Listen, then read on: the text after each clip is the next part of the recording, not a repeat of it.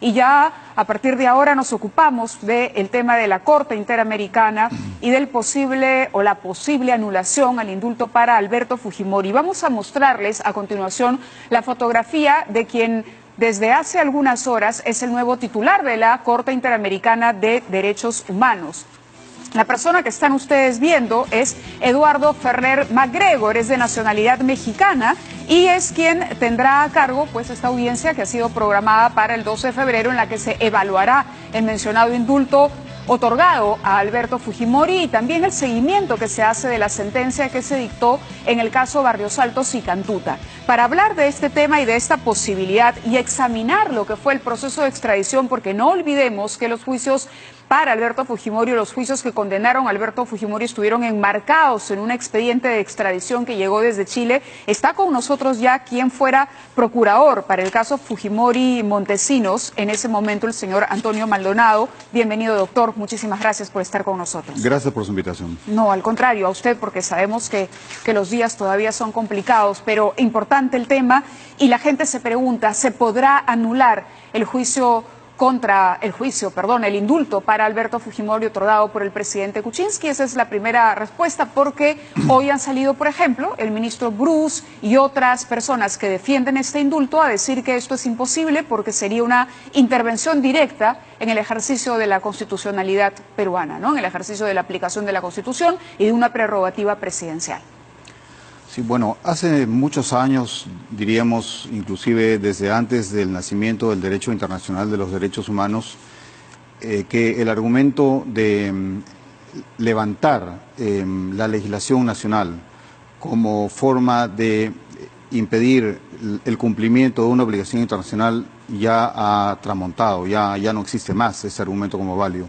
Esto incluso podemos encontrarlo en sentencias arbitrales de la época de la Guerra Civil Americana, en Londres, cuando el bando del sur pretendía importar unas armas a los Estados Unidos y se esgrimieron argumentos basados en la Constitución americana.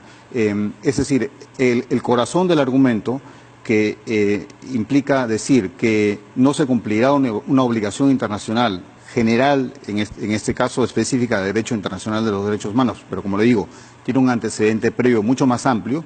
Ese argumento es imposible de ser defendido. ¿Y qué va a pasar exactamente el 2 de febrero? Ese día se toman declaraciones, ese día se toma una decisión, delibera la Corte o es el inicio de un proceso. Bueno, recordemos que esta es una audiencia solicitada por las víctimas de los casos Barrios Altos y La Cantuta, que consideran que el Estado peruano ha perpetrado una acción mediante una norma legislativa que viola claros compromisos en materia de derechos humanos, específicamente en estos casos, y que por tanto esta norma carece de validez jurídica y que conlleva una responsabilidad internacional del Estado. La consecuencia de todo eso es que la norma deberá ser derogada e inclusive el Estado deberá pagar una reparación civil. Lo que va a ocurrir en la audiencia es que las partes serán escuchadas, serán escuchadas las víctimas, el Estado, y luego la Corte deliberará. El Estado será representado por, en este caso, asiste el Canciller, el Ministerio de Justicia. Entiendo que hay un procurador público para asuntos, como le llaman acá, supranacionales. El Estado tendrá esa representación, podrá ampliar su delegación como lo estime pertinente y lo acepte la Corte, pero los temas que se van a discutir son temas estrictamente jurídicos, son temas de derecho internacional de los derechos humanos y son temas de cara a los compromisos que ha asumido el Estado peruano en estos dos casos, Barrios Altos y La Cantuta. ¿Y ese mismo día se conocerá el resultado? Es difícil saberlo. No me atrevería a pronosticarlo, pero lo que sí creo necesario decirle, desde mi experiencia y desde mi enfoque, que es altamente probable que la Corte Interamericana determine que se ha producido un indulto que no es legítimo, que dista mucho de ser verdadero, que es un fraude esencialmente, y que este indulto constituye una clara violación de las obligaciones que el Estado peruano ha adquirido. Específicamente, por ejemplo, en el párrafo 222 del caso La Cantuta, en la sentencia del año 2006, se establece una prohibición para el Estado peruano que reza de esta forma. En particular, tal como lo ha hecho desde la emisión de la sentencia de este tribunal en el caso Barrios Altos versus Perú, el Estado no podrá volver a aplicar las leyes de amnistía, las cuales no generarán efectos en el futuro, etcétera, ni podrá argumentar prescripción y retroactividad, etcétera, etcétera. Ese es un aspecto del indulto, entre comillas, humanitario. El otro aspecto es que conlleva una amnistía, una amnistía simulada, una amnistía velada, y eso está claramente prohibido en el caso Barrios Altos. Eso parece referirse concretamente a los autores materiales de los hechos, que no es el caso de Fujimori. Bueno, en el caso de Fujimori, y esto precisamente nos lleva al tema de la extradición, la segunda sala penal de la Corte Suprema acogió por unanimidad la tesis del Estado peruano, que sostenía que Fujimori era el responsable de haber organizado un aparato de poder contrario al derecho y que perpetró graves violaciones de los derechos humanos. La Corte Suprema de Chile acoge plenamente esta tesis del Estado peruano. Es más, acoge específicamente la teoría de la imputación que usa el Estado peruano, o sea, nosotros, al reclamar la extradición de Fujimori, y defiende la tesis de la autoría inmediata, lo que provoca una reacción insólita el día sábado 22 de septiembre del año 2007 por parte del Mercurio de Chile, que dice que le parece muy bien que Fujimori se vaya de Chile, que era un factor de inestabilidad, etcétera, etcétera, pero que le sorprende mucho que la Corte Suprema de Chile, una corte bastante conservadora, haya acogido la teoría del autor inmediato. O sea que, en realidad, en el punto referido a Barrios Altos y La Cantuta, la extradición acoge plenamente lo postulado por el Estado peruano. Claro, pero volviendo a la interpretación del párrafo que nos ha leído, entendemos que esto aplica para los autores materiales o también para los mediatos. No, el Estado, la Corte se refiere a las medidas porque amnistía sería para quienes cometieron materialmente, los ejecutores, claro, por decirlo de otra manera. Pero, bueno, no solo es esta doctrina, también está la doctrina previa en el caso Barrios Altos y La Cantuta. En el caso Barrios Altos, donde la Corte establece claramente que el Estado no deberá abstenerse de establecer medidas que puedan generar mecanismos de impunidad. Pero la Corte no se queda solamente con casos peruanos. Esos casos, los casos Barrios Altos y La Cantuta, han sido generadores de jurisprudencia en otros ámbitos nacionales. Por ejemplo, en Colombia tenemos el caso de Wilson Gutiérrez Soler, en virtud del cual expresamente en el apartado, me parece 92 o 97, se dice claramente que los indultos están prohibidos en la medida en que constituyan instrumentos generadores de impunidad o que vulneren el derecho de las víctimas a que una sentencia expedida legítimamente, como es el caso de Fujimori, sea vulnerada. ¿Hay antecedentes de indultos humanitarios que hayan sido revocados, anulados por la Corte? No que yo conozca, pero lo que sí puedo decirle es que la pregunta es si la Corte tiene un marco jurisprudencial, doctrinario y jurisprudencial muy claro a este respecto. Y le puedo decir, ya en los casos citados, pero además en otros casos, que además han sido reproducidos en Argentina y en Chile, que la Corte tiene un sólido basamento doctrinario respecto de que lo que sean formas bajo el nombre específico que asuman, en este caso indulto humanitario, que representen un instrumento para burlar la acción de la justicia y burlar el derecho de las víctimas a una justicia justa y a una reparación justa, eso simplemente no será tolerado. Pero lo interesante también, si me permite, es decirle que tanto en el derecho internacional de los derechos humanos como en el derecho internacional humanitario, hay por supuesto una comprensión amplia respecto de que las amnistías y los indultos legítimos están permitidos, en la medida que lo sean, pero en este caso todo parece indicar que no es así. ¿Es su opinión que esto ha sido una burla? Es mi rigurosa opinión que esto es un fraude, que esto es una farsa y que el Estado y que la Corte Interamericana deberá proceder conforme corresponde. Las víctimas presentarán diversas pruebas para probar esta tesis. ¿Usted participó directamente en la redacción del cuaderno de extradición que se envió solicitando el retorno de Chile a Perú de Fujimori, de Alberto Fujimori? Sí, fuimos un equipo, me cupo el honor como abogado del Estado en esa época de hacer parte de ese proceso de extradición. Fue un proceso complejo, fue un proceso de Estado. En mi Procuraduría hubo personas que aportaron diferentes elementos a esa extradición, pero también hubo un equipo muy importante de la Cancillería que también luchó para que esta extradición sea lograda. Fue una extradición lograda en términos de justicia, de respeto al debido proceso. Pero fue complejo, fue un proceso complejo. Fue un proceso complejo y único, no se ha vuelto a repetir. Incluso hubo una primera opinión de la justicia chilena que rechazaba la orden de extradición para la opinión del ministro Álvarez, que la rechazó tajantemente. Contrariamente a la opinión de la fiscal Mónica Maldonada, que estimaba que de los 13 cuadernos, porque ya en esa época eran 13 cuadernos, habíamos presentado originalmente 12 y luego ampliado uno 13º, debían aprobarse 12. El ministro Álvarez rechazó tajantemente la solicitud del Estado peruano, pero fue revocada por la segunda sala penal de la Corte Suprema de Chile. ¿Y cuál era el argumento para que rechazara Álvarez esto? ¿O era un tema político? El ministro Álvarez en realidad acogió casi todas las tesis de Alberto Fujimori, empezando con algunas muy absurdas, como por ejemplo que el estándar que se debía observar en la extradición era el equivalente a una persona que iba a ser condenada en Chile, cuando el estándar que buscaba el Estado peruano, de acuerdo al Código de Procedimientos Penales chileno vigente, era el estándar de los indicios razonables o las presunciones fundadas.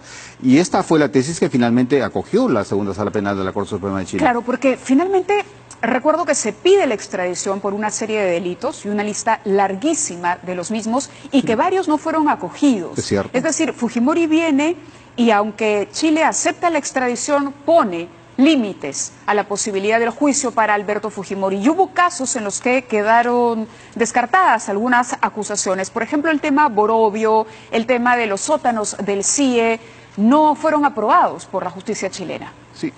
Varios casos de corrupción no fueron, por ejemplo, medicinas chinas, por ejemplo, desviación de fondos. Acá tengo los... Por ejemplo, sí. APRODEF, Faisal APRODEF, no fueron acogidos por la justicia de Chile. Malversación de fondos tampoco. Pero permítame citar al doctor Alfredo Echeverri, que fue nuestro abogado en Chile, cuando le hicieron más o menos la misma pregunta hace poco. Él dijo... Echeverri dijo, eso me parece la estrofa del corrido mexicano La muerte de Rosito Elvírez. El día que la mataron, Rosita estaba de suerte. De 3 tiros que le dieron, nomás uno le causó la muerte. Es decir, lo que quiero decirles es que esencialmente fue una extradición exitosa. Y tan exitosa que Fujimori fue condenado ejemplarmente en una sentencia que es muy compleja también, a la pena de 25 años de prisión. Sí, tenemos justamente imágenes, estamos viendo, estas imágenes datan del año 2007, me parece que de julio del 2007. Como ustedes recuerdan, el 22 de septiembre de ese año Fujimori fue extraditado al Perú e inmediatamente encarcelado en una prisión construida para él en un cuartel de la Policía Nacional en las afueras de la ciudad de Lima, y a partir de entonces se inicia un proceso penal. Él había llegado a Chile desde Japón, un viaje que todavía permanece en la incógnita porque nadie sabe cómo dejó esta comodidad y esta protección que tenía en Japón debido a que él también tiene la nacionalidad japonesa y decide viajar a Chile. El hecho es que una vez en ese país se inicia el pedido de la extradición, que es en julio, me parece, comienza el trámite, si no me equivoco, 11 de julio de 2007. No, la extradición empieza el día domingo 6 de noviembre del año 2005, donde a las pocas horas de haber aterrizado Fujimori en Chile, es detenido a una solicitud nuestra en el Hotel Marriott. Era 8:30 de la noche, hora de Lima, 10:30 de la noche, hora de Perú, Fujimori estaba detenida. Detenido en forma preventiva. Este hecho no ha vuelto a ser reproducido en ninguna otra extradición. Claro, estamos viendo esas imágenes. En esas imágenes, bueno, ha pasado el tiempo evidentemente, pero él está con la familia, me parece. De repente usted recuerda estas imágenes, es un Alberto Fujimori mucho más compuesto del que vemos ahora. Bueno, estaba acompañado de la familia porque llegó gente de la familia, del partido también a visitarlo, su defensa. Eso me parece que fue ya cuando Fujimori estaba en la lujosa hacienda Chicureo, ¿no? En Vitacura. Bueno, Fujimori intentó una serie de articulaciones todas rechazadas, como por ejemplo decir que le asistía la inmunidad de jefe de Estado, cosa que era por supuesto jurídicamente equivocado, como también postular al Senado del Japón por una facción minoritaria de derecha, ¿no? Todo eso fracasó, ¿no? Sí, recordamos ese intento de participación en la política chilena y ustedes pueden ver ahí a su hija Sachi En efecto, esto era la hacienda Chicureo. En fin, lo cierto es que finalmente se extraditó a Alberto Fujimori y aquí tenemos la lista de los delitos o de los cargos que acepta la justicia chilena. Barrios Altos y La Cantuta, una decisión unánime, delito de homicidio calificado y lesiones graves. El caso de los congresistas tránsfugas también fue una decisión unánime, delito de asociación ilícita para delinquir y corrupción activa de funcionarios. La pena no sería menor de 5 años. Dice este resumen, indemnización de $15 millones a Vladimiro Montesinos. Ustedes recordarán también el allanamiento de la casa de Montesinos. Es un delito de encubrimiento real, usurpación de funciones, abuso de autoridad, espionaje telefónico y medios de comunicación. El gobierno de Fujimori acusado por la compra de la línea editorial de medios de comunicación. El kit del asunto o la discusión jurídica se va a centrar el 2 de febrero en si los casos, Barrios Altos y La Cantuta, esto que está aquí tipificado como delito de homicidio calificado y lesiones graves, se consideran delitos de lesa humanidad o no. Y el cuestionamiento de quienes defienden el indulto es que justamente la sentencia firmada por el doctor San Martín dice que estos delitos configuran delitos de humanidad, pero en la aprobación del cuadernillo de extradición no se dice. Es decir, hay un agregado en la sentencia para Fujimori del tribunal peruano que no estaba incluida. La palabra lesa humanidad no figura en ese cuaderno de extradición. Bueno, en esa orden sí, de extradición que llevó. Esto no es exacto. He leído el artículo de la entrevista. Me parece que es el sociólogo Hugo Neira el que se atreve a hacer estas afirmaciones. Yo lo invito a leer la sentencia de la segunda sala penal de la Corte Suprema de Justicia de Chile. Entre los apartados 93º al 97º, en que se refieren al caso Barrios Altos La Cantuta, la Corte Suprema de Chile acoge totalmente el planteamiento peruano. O sea, que no se trataron de delitos comunes, de hechos aislados, que se trató de una política de Estado con la consecuencia de producir graves violaciones de los derechos humanos. Pero en el documento consta, porque lo importante no es la interpretación, sino lo que dice el documento, la orden de extradición. Mire, sí, como le reitero. ¿Dice que son delitos de lesa humanidad? Lo que dice claramente es que intervino un grupo armado creado desde el Estado, el Grupo Colina, que produjo una serie de diferentes violaciones graves de los derechos humanos. Y luego concluye de la manera, digamos, lacónica, como es el estilo de los jueces chilenos, sosteniendo que se ha aprobado la tesis peruana del homicidio calificado y las lesiones corporales. Pero todo esto es la síntesis de un argumento mucho más amplio y que la sala penal del juez San Martín, correctamente, desde mi punto de vista, legítimamente, sin lesionar el principio de legalidad penal, interpreta complementariamente como equivalentes a crímenes de lesa humanidad. Y eso es correcto, eso no me parece ninguna atrocidad. Finalmente tengo que preguntarle, usted lo hemos citado como jurista y por la experiencia que tiene en un proceso tan complicado, que hoy vuelve a la memoria y hoy es necesario examinar, porque evidentemente vamos a tener que hacer arqueología para entender qué puede pasar a nivel jurídico en la Corte, cuál va a ser la lectura que se haga desde estos organismos que protegen los derechos humanos de lo que ha afirmado el presidente Pedro Pablo Kuczynski. Usted en algún momento dijo que el fujimorismo, y esto no hace mucho, era una fuerza desestabilizadora que pretende gobernar de facto el país. Fuerza Popular busca que se cree una procuraduría para poner a las personas afines. Y estas son críticas que hace recientemente al manejo político del fujimorismo. ¿No está hablando antes que un jurista un antifujimorista?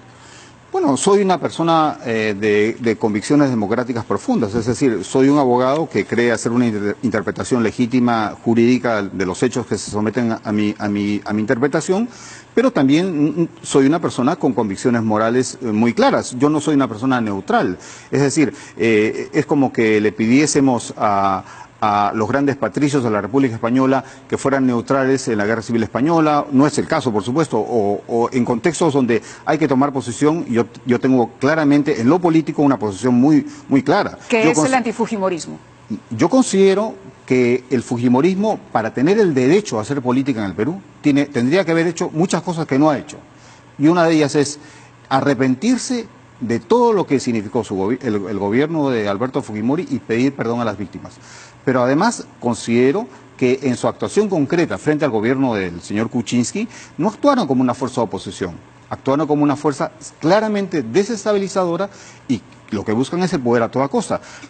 Desde esa perspectiva, podría comparar la actuación que ellos tienen a cualquier otra fuerza democrática que no entiende el papel de una fuerza de oposición. En ese sentido, es el carácter de mis apreciaciones. Debo decirle, en efecto, que yo no soy de ninguna manera una persona neutral, ni que se lava las manos, ni ambiguo. De ninguna manera. Tengo una clarísima convicción política profundamente democrática, profundamente respetuosa de los derechos humanos, y en materia del análisis jurídico de este caso, le puedo decir que acá hay ciencia jurídica, es decir, acá nadie, la Corte en especial no va a hacer valoraciones políticas, va a hacer apreciaciones jurídicas desde el derecho internacional público, desde el derecho internacional de los derechos humanos, del derecho internacional humanitario, su larguísima jurisprudencia, no solo eso, la jurisprudencia del Tribunal Penal Internacional de la antigua Yugoslavia, de la Corte Europea, en fin, sobre esto hay pacífica interpretación.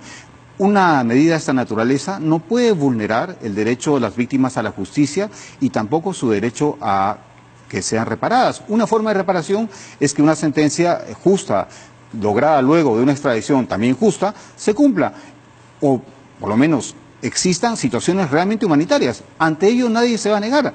Si el señor Fujimori está enfrentando una situación realmente humanitaria, por supuesto que tiene todo el derecho y todo el respaldo del derecho internacional de los derechos humanos. Y eso es lo que tendrá que dirimir la Corte en su momento. La Corte se va a pronunciar estrictamente respecto de si el Perú ha respetado o no ha respetado compromisos internacionales en punto al marco interamericano de derechos humanos, pero va a usar, por supuesto, en esa interpretación otros mecanismos universales. La posición ya asentada, por ejemplo, por el Alto Comisionado de las Naciones Unidas para los Derechos Humanos, 3 procedimientos especiales, el de tortura, el de ejecución extrajudicial, el de verdad, justicia y reparación, todos se han pronunciado en contra. O sea que realmente esto no es un tema de animadversión política, es un tema estrictamente jurídico. Le agradezco mucho que haya estado hoy en el programa para aclararnos esto, y nosotros hacemos una pausa y regresamos con el economista Roberto Abusada. Se habló o se ha mencionado mucho el tema de las líneas separadas, pero la crisis política hoy ya está afectando la economía, siempre la ha afectado. ¿Cuánto es esa afectación? Con esto regresamos inmediatamente después del corte.